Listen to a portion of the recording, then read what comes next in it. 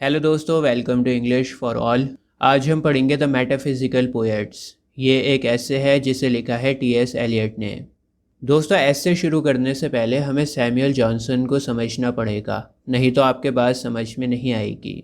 देखिए, Samuel Johnson एक critic थे और इन्होंने 17th सेंचुरी के पोएट्स को स्टडी करा और देखा कि 17th सेंचुरी के पोएट्स का एक जैसा राइटिंग स्टाइल है। और फिर सैमुअल जॉनसन ने 17th सेंचुरी के पोएट्स को एक नाम दिया, मेटाफिजिकल पोएट्स। ये जो टर्म है ना, मेटाफिजिकल पोएट्स, ये कॉइन करी थी सैमुअल जॉनसन ने। अच्छा, सैमुअल जॉनसन का ये मानना था कि मेटाफिजिकल पोएट्स बहुत ही बेकार हैं, इन्हें कुछ लिखना नहीं आता, कोई पोएट्री नहीं आती, इनके सारे वर्क्स एकदम बेकार हैं, एकदम बकवास हैं। ये कहना था सैमुअल जॉनसन का। और उसके पीछे वजह ये थी कि जो मेटाफिजिकल पोएट्स होते हैं ना, वो सभी चीज़ों को मिक्स कर देते हैं, बात को घुमा देते हैं, बेतुकी बातें करते हैं। जैसे फॉर एग्जांपल जॉन डन की एक पोएम है अ वैलेडिक्शन, और अ वैलेडिक्शन में जॉन डन ने लव को कंपेयर किया है कंपस से। अब देखो, लव और कंपस के बीच में तो कोई भी रिलेशन नहीं है, कोई भी सिमिलैरिटी नहीं है, दोनों बिल्कुल अलग अलग चीज़ें हैं। लेकिन जॉन डन कहते हैं कि कंपस की एक लेग मेरी बिलवेड है और एक लेग मैं खुद हूँ। हम दोनों कंपस की तरह हैं, चाहे एक दूसरे से कितना ही दूर क्यों ना हो जाएं, लेकिन फिर भी एक साथ में ही रहेंगे। एक पोएम और है जॉन डन की, द फ्ली। फ्ली ना एक कीड़ा होता है और ये कीड़ा ना खून पीता है। तो जॉन डन कहते हैं कि फ्ली कीड़े ने मेरा खून भी पिया है और मेरी बिलवेड का खून भी पिया है, और मेरा खून और मेरे बिलवेड का खून इस कीड़े की बॉडी में जाकर मिक्स हो गया है। तो ये भी एक तरीका है सेक्स का। Having sex is no different. हम दोनों का खून मिल गया उसकी बॉडी में जाकर, तो it is also a way of having sex. ये कहना था जॉन डन का। अब जब इस तरह की पोइट्री सैमुअल जॉनसन भाई साहब ने पढ़ी तो उन्हें बड़ी बेकार लगी, बहुत ही बकवास लगी। सैमुअल जॉनसन ने मेटाफिजिकल पोएट्स की बुराई करी है अपने वर्क में। उनका एक वर्क है लाइफ ऑफ अब्राहम कॉले। ये एक बायोग्राफी थी जिसे सैमुअल जॉनसन ने लिखा था। और मैं आपको बता दूं कि अब्राहम कॉले भी एक फेमस मेटाफिजिकल पोएट थे। इसके बाद जब लाइफ ऑफ अब्राहम कॉले को टी.एस. एलियट ने पढ़ा तो वो सैमुअल जॉनसन की बात से एग्री नहीं होते, और फिर टी.एस. एलियट ने मेटाफिजिकल पोएट्री को डिफेंड करने के लिए एक ऐसे लिखा जिसका नाम है द मेटाफिजिकल पोएट्स। और इसी ऐसे को हम लोग आज पढ़ने जा रहे हैं। अगर मैं डायरेक्ट ऐसे को शुरू कर देता तो आपको अच्छे से समझ में नहीं आता। और इस तरह की free of cost educational video को लाइक ज़रूर किया करो, वी नीड योर सपोर्ट। ठीक है, तो सैमुअल जॉनसन ने मेटाफिजिकल पोइट्री की जो कमज़ोर बात बताई थी कि ये सभी चीज़ों को मिक्स कर देते हैं, टी.एस. एलियट ने उसी कमज़ोरी को मेटाफिजिकल पोइट्री की ताकत बताई है। टी.एस. एलियट कहते हैं कि डिसिमिलर आइडियाज़ को एक जगह कनेक्ट करना ये एक आर्ट है, और ये आर्ट सिर्फ मेटाफिजिकल पोइट्स में है, और किसी के बस की बात नहीं है कि अलग अलग चीज़ों को मिक्स कर दे। दोस्तों, टी.एस. एलियट का मानना था कि पोइट्री या तो थॉट पर चलती है या फिर फीलिंग पर चलती है। फीलिंग क्या होती है? जैसे कहते हैं ना कि मैं तुम्हारे लिए चांद तारे तोड़ कर ले आऊँगा। अब ये बेतुकी बात है, प्रैक्टिकल नहीं है। यहाँ पर फीलिंग है कि मैं तुमसे बड़ा प्यार करता हूँ, एक प्यार के इजहार करने का तरीका है, ठीक है, फीलिंग है यहाँ पर। लेकिन अगर मैं कहूँ charms strike the sight but merit wins the soul, Alexander Pope का कोट है ये। और अलेक्जेंडर पोप अपनी डिफ़िकल्ट लैंग्वेज के लिए जाने जाते थे।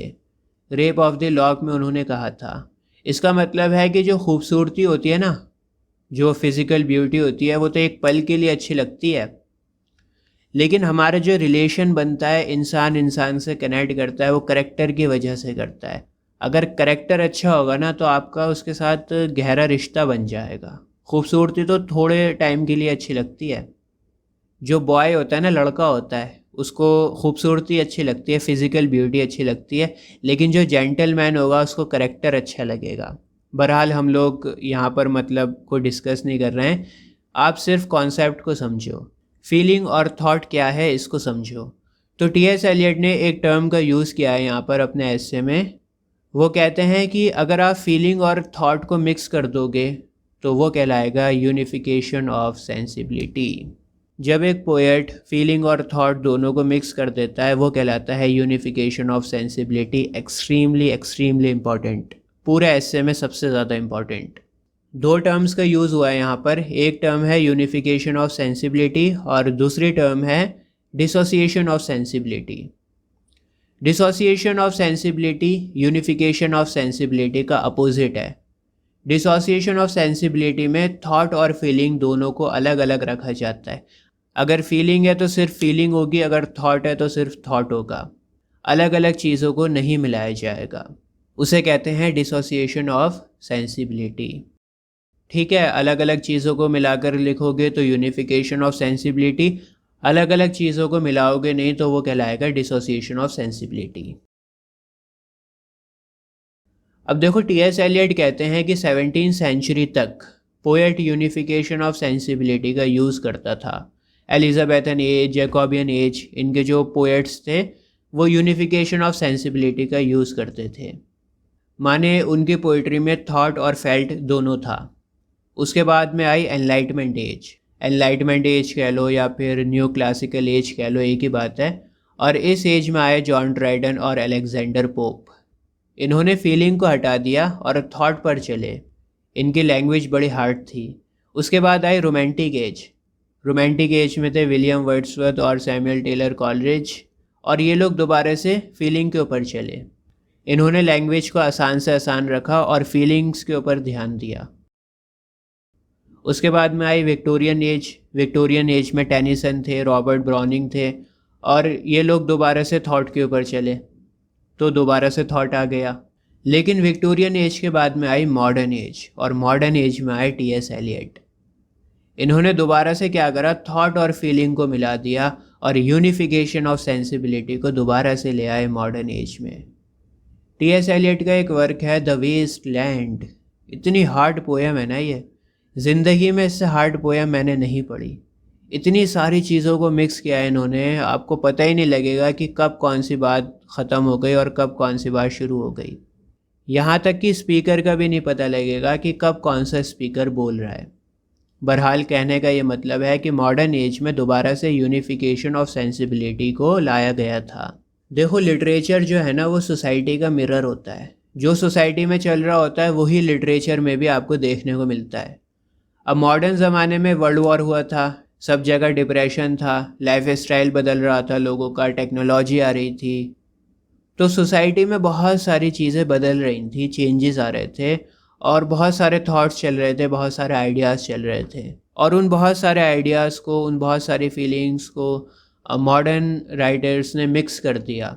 और मॉडर्न वर्क्स बहुत ज़्यादा कंफ्यूजिंग भी थे। कंफ्यूजिंग इसलिए थे क्योंकि लोग बहुत ज़्यादा कंफ्यूज थे। लोगों की ज़िंदगी में कन्फ्यूजन था, उनके समझ में नहीं आ रहा था कि ये दुनिया में हो क्या रहा है। एक अजीब सा खोखलापन था उनके अंदर।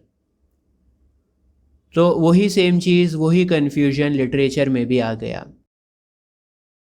अच्छा, टी.एस. एलियट ने अपने ऐसे में द मेटाफिजिकल पोएट्स में दो राइटर्स के नाम को मेंशन किया है। बहुत इंपॉर्टेंट नाम है ये दोनों, जॉन मिल्टन और जॉन ड्राइडन। इन दोनों के नाम आप लोग याद रखना, बहुत इंपॉर्टेंट है, और नोट कर लेना। यूजीसी नेट में 2 बार यहाँ से क्वेश्चन बना है। तो टी.एस. एलियट कहते हैं कि जॉन मिल्टन और जॉन ड्राइडन, इन दोनों की कमांड लैंग्वेज के ऊपर तो बहुत बढ़िया थी, लैंग्वेज इनकी ज़बरदस्त थी, लेकिन इन दोनों में एक कमी थी, ये दोनों सोल से नहीं लिखते थे। कहते हैं ना कि अंदर से जब आवाज़ आती है तब पोइट्री बनती है, तो वो अंदर से आने वाली आवाज़ इन दोनों की पोइट्री में मिसिंग थी, ऐसा कहा है टी.एस. एलियट ने।